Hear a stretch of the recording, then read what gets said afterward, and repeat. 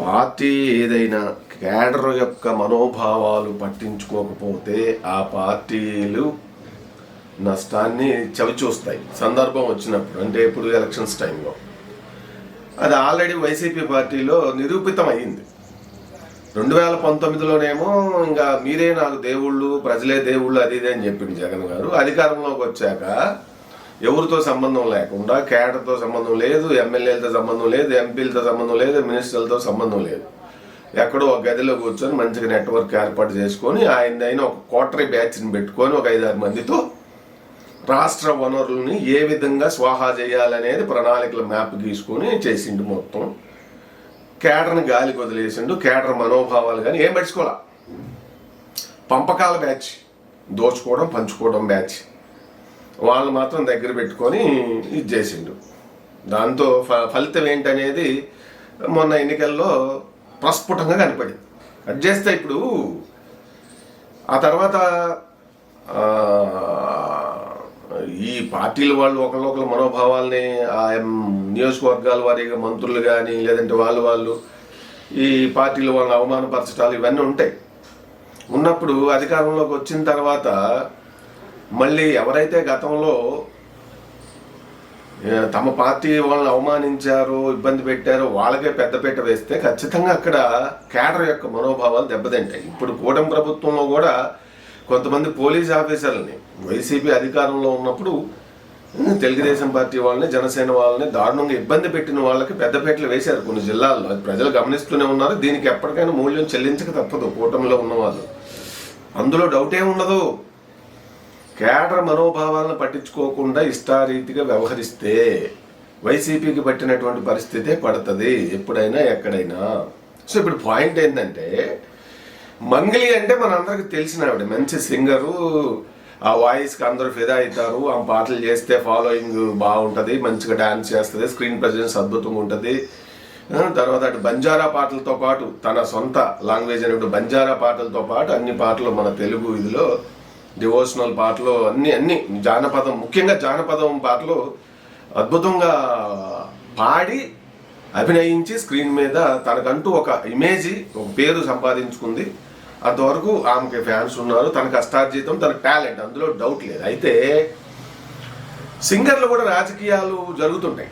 ఇప్పుడు ఆమె వాయిస్ బాగుంది, మంచిగా ఉంది కాబట్టి ఆమె రాయలసీమ ప్రాంతం అనంతపూర్ జిల్లా నుంచి వచ్చింది. జగన్ గారు, చంద్రబాబు నాయుడు ఇద్దరు కూడా రాయలసీమ ప్రాంత వాసులే కదా. ఆంధ్రాకి సంబంధించి రాజకీయాల పరంగా చూసినప్పుడు 2019లో ఆనాటి రాజన్న అట్లా మంగ్లీ వాడిన కొన్ని పాటలు జనాల్లోకి విస్తృతంగా వెళ్ళిపోయినాయి. నిజం చెప్పాలంటే జగన్ గారి విజయంలో ఆయన ఒక పాజిటివ్ వేలో తీసుకెళ్ళడానికి, ఎందుకంటే అప్పుడు ఆయన ఫ్రెషర్, ఆయన పరిపాలన పరంగా చంద్రబాబు నాయుడు గారు చూశారు, మార్పు కావాలని ప్రజలు కోరుకుంటున్నారు. అలాగే వైఎస్ఆర్ రైతు బంధువుడుగా పేరుగాంచుండి ఆయన చనిపోయిండు. ఆయన పేరు మీద పెట్టి రాసిన ఆ పాట అసలు అది మిలియన్స్లో వెళ్ళిపోయింది. ఎంత పాజిటివ్ ఇంప్రెషన్ నేను మాటల్లో చెప్పనవసరం లేదు. అలాగే జగన్ గారి మీద చాలా పాటలు పాడింది. అదే టైంలో మంగ్లీ ఆ పాటలు పాడొచ్చు, ఓ సింగర్ ఎవరికైనా పాటలు పాడొచ్చు, తన ఉపాధి కాబట్టి దట్స్ ఓకే.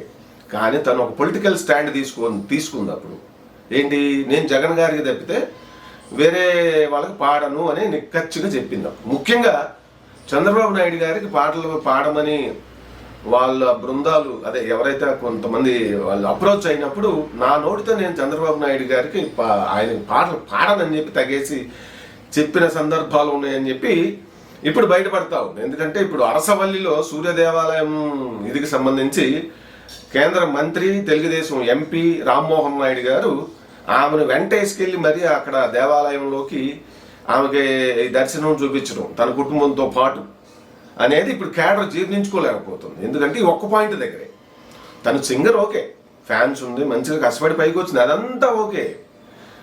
తను ఒక పార్టీకే క్లియర్గా స్టాండ్ తీసుకుంది. దానికి ప్రతిఫలంగా కూడా ఆమెకి ఎస్విబిసి ఇదిలో తిరుపతి వెంకటేశ్వర స్వామి దేవాలయం దానికి సంబంధించి ఎస్విబిసి ఛానల్కి సంబంధించి ఆమెను ఒక సలహాదారుగా కూడా నియమించారు.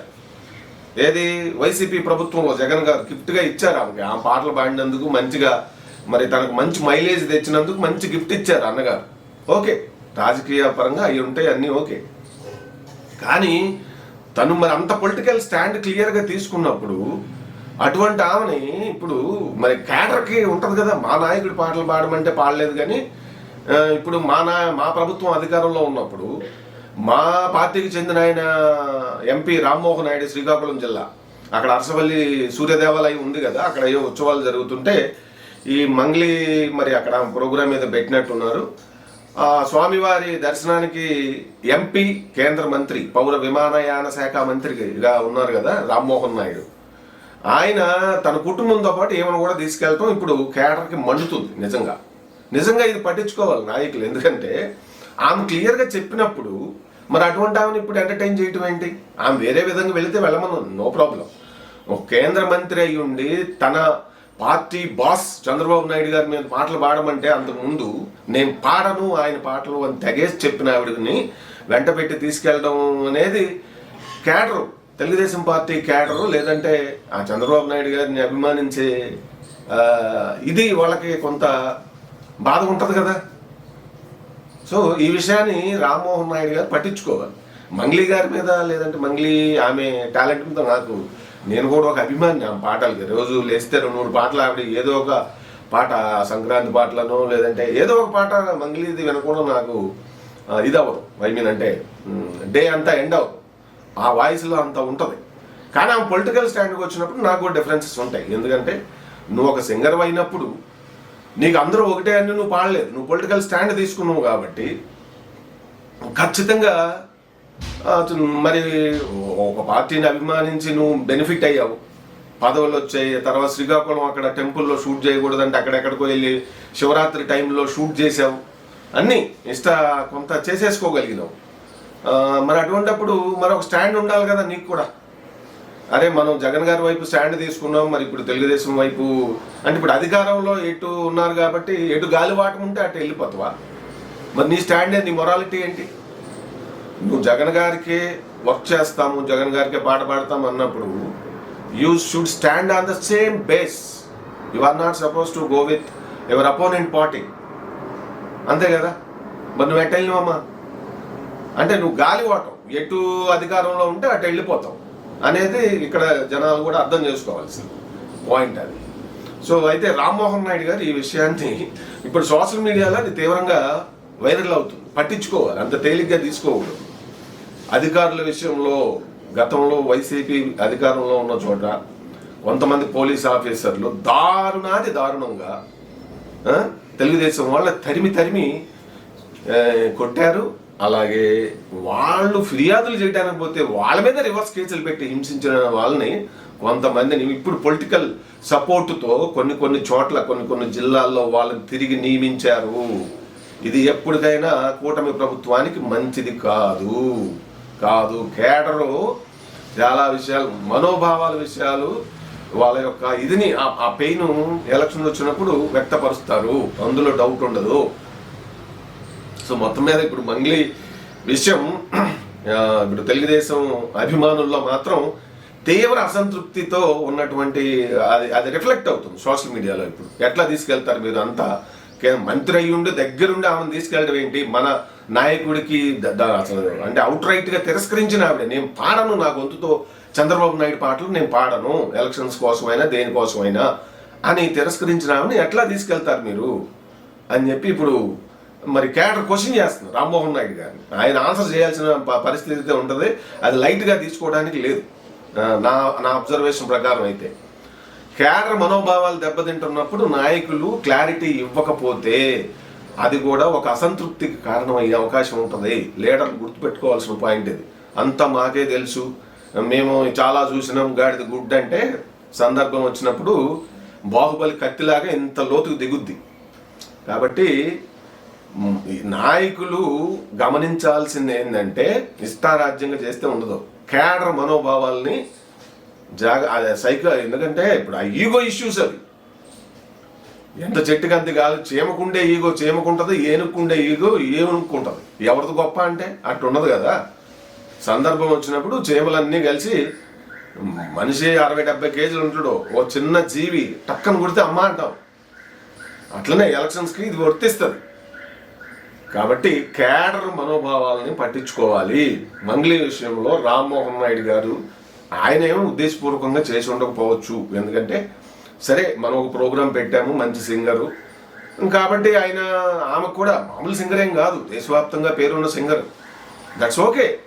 మిగిలిన ఏ విషయాల్లో నా ప్రాబ్లం ఏం లేదు.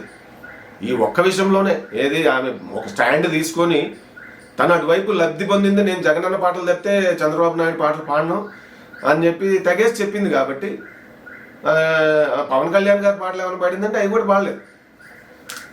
అంటే కూటమికి సంబంధించి జగన్ గారికి అపోజిట్గా ఉండే పొలిటికల్కి సంబంధించి ఎవరు అయినా సరే నేను బాగుండని ఆమె ఇండైరెక్ట్గానే డైరెక్ట్గా రెండు విధాలుగా ఇండైరెక్ట్ స్పీచ్ డైరెక్ట్ స్పీచ్ రెండింటిలో చెప్పింది. కాబట్టి మరి క్యాడర్ ఆ విధంగా ఖచ్చితంగా చూస్తారు సందర్భం వచ్చినప్పుడు.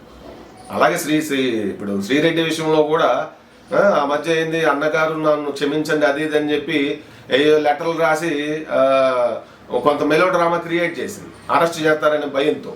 ఆ తర్వాత మళ్ళీ మొన్న ఈ మధ్య ఎవరో వైసీపీలో ఒక ఆయన రాజీనామా చేస్తే పెద్ద ఇదైనట్టు మళ్ళీ మీరు ఇటువంటి సందర్భంలో జగనన్న గారు ఇదైన సందర్భంలో మీరు పార్టీని విడిచిపెట్టి వెళ్ళడం అంటే ఆవిడ లోపల అంతా ఆ పార్టీలో ఏదన్నా ఒక పదవి ఇచ్చి తనని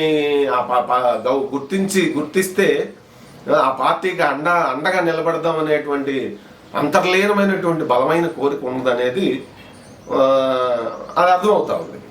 మరి పార్టీ క్యాడర్ వెర్షన్ ఏంటి?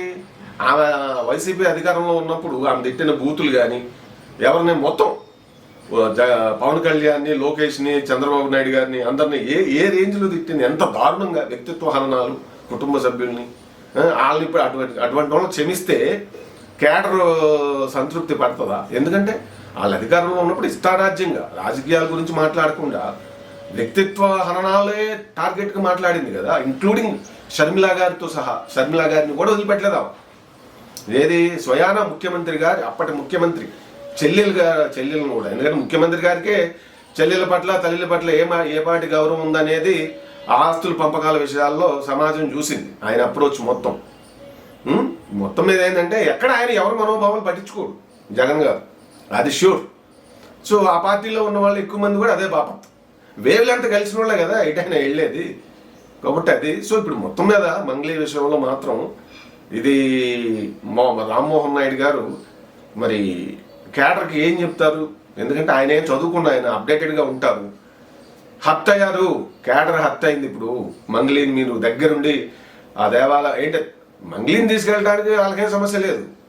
ఏది చంద్రబాబు నాయుడు గారు ఒక సింగర్గా ఉండి ఓపెన్ టు వాల్ అంటే ఏ పార్టీ వాళ్ళ పాటలైనా నేను పాడతాను అన్నట్టుగా ఆమె పాడి ఉంటే పెద్ద ఇష్యూ అయ్యేది కాదు. ఇప్పుడు అసలు నేను చంద్రబాబు నాయుడు పాటలు పాడను, జగనన్న పాటలు తప్పితే ఎవరి పాటలు పాడను పొలిటికల్గా ఇక్కడ ఏపీకి సంబంధించినంత వరకు అని చెప్పి ఆమె క్లియర్గా చెప్పింది.